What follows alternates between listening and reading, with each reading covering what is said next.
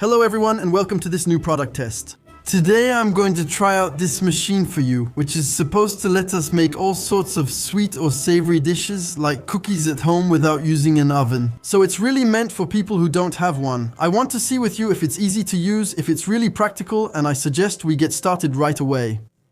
So it's called the Minimize Snack Maker and it's from the brand Jill and Posner. In my opinion, it's really aimed at students. With this one, you're supposed to be able to make all kinds of things, whether it's hamburgers, cookies, pizzas, fried eggs, or even pancakes. As usual, I suggest we open the box together.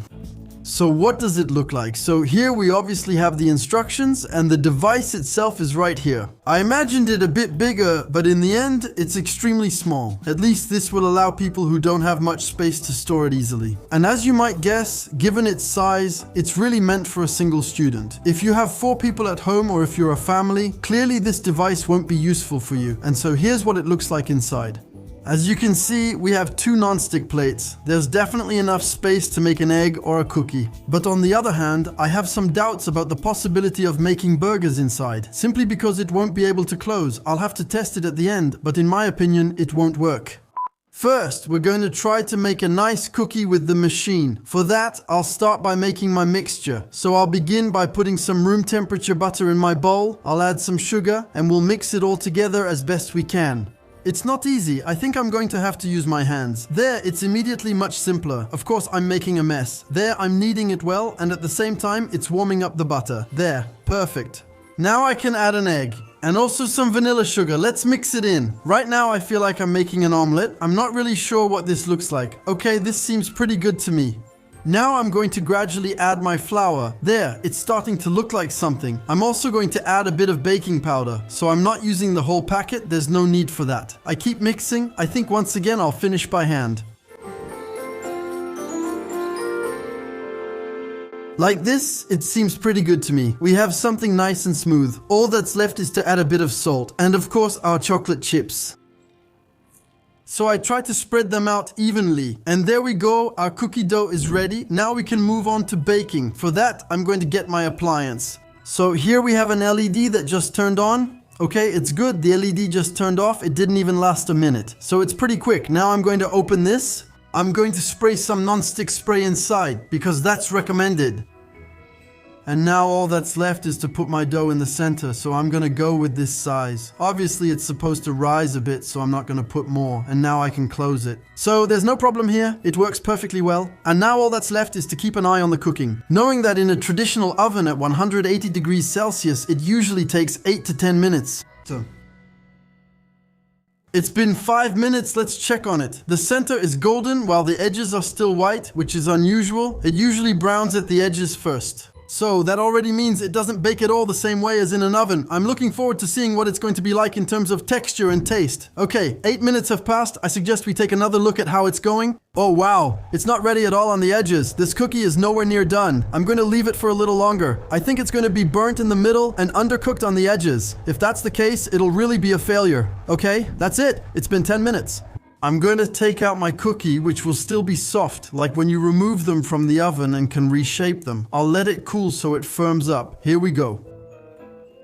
Oh wow, I broke it. Very strange. We'll see how it turns out. Oh, it's burning hot. Oh wow, my god. Be careful, it's really hot. I'm gonna make another one just to be sure, and we'll see the result at the end of the video. Now we're going to try to make a fried egg, hoping it doesn't overflow. I'll start by melting a knob of butter. Here we go, I can put my egg in. Well, there's enough space, but in my opinion, this time I shouldn't close it because otherwise the yolk will break. So we'll wait like this. Anyway, it already looks like it's cooking well. I'll still add a bit of pepper, a pinch of salt, and some herbs. This time it really seems to be working, and we're going to get a perfect circle, which will be really satisfying. And there we go, we have our fried egg. How can I get this out? It wasn't easy to get out, but I managed. I'm going to taste it, even though there's little chance it turned out badly. It's nice and runny, it's perfect. This time, there's nothing to complain about. It's a complete success. Before tasting the cookies, I suggest we check whether we can actually toast hamburger buns inside, since apparently if we want to cook meat and cheese inside, there shouldn't be any problem. So let's go, I'm opening this. As you can see, there's still some butter inside. I'll put the bottom bun here. Does it close? Yeah, but it's still pretty tight. I guess it'll still brown. Can we put the other part on top to make it go faster? No, definitely not. It's not made for that. I'll still try to brown my bottom bun. Honestly, it looks a bit too big to me. We'll see how it turns out. We'll wait a few moments. It just shouldn't take too long because in a pan it's pretty quick, or even in the toaster, it's done in 3 minutes. It flattens it a bit. Well, that's a shame. Time's up. Let's see if it worked. Suspense, 3, 2, 1. Indeed, it's toasted. It's golden in some spots. You can see it's really hot. Honestly, it's pretty good. Even though, honestly, I'd still rather do it in a pan. If you have nothing else, it will do the job. It's now time for me to taste the cookies I made at the beginning of the video.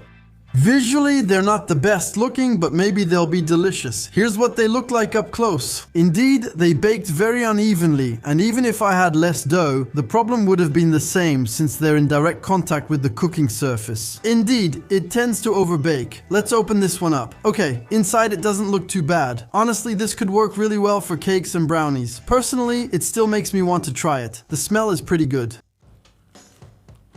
It's good, but honestly, they're very dry. It reminds me of granola, but with a slight taste, not burnt, but overcooked at the end, which is a bit of a shame. Still, let's be honest, they're actually pretty good to eat. Honestly, if I had to give them a score, it would be a 6 out of 10, and I'd say exactly the same thing about the machine. It works. In my opinion, it's really not bad for helping out when you don't have an oven or a microwave, like if all you have is a single burner, but it's not really meant for making gourmet food either. It's really an everyday item for making simple dishes with, let's say, pretty average results. That's it. You shouldn't expect miracles, but it gets the job done. I'm giving this test a pass because it fulfills its promises and can help many people. But if I were you, and if you have the option, it's better to invest directly in hot plates, even portable ones, or a microwave rather than this kind of product. Anyway, that's all for today. If you're interested in cookies, feel free to check out my video on the perfect recipe to make them. And as for me, I'll see you very soon for new adventures. Goodbye.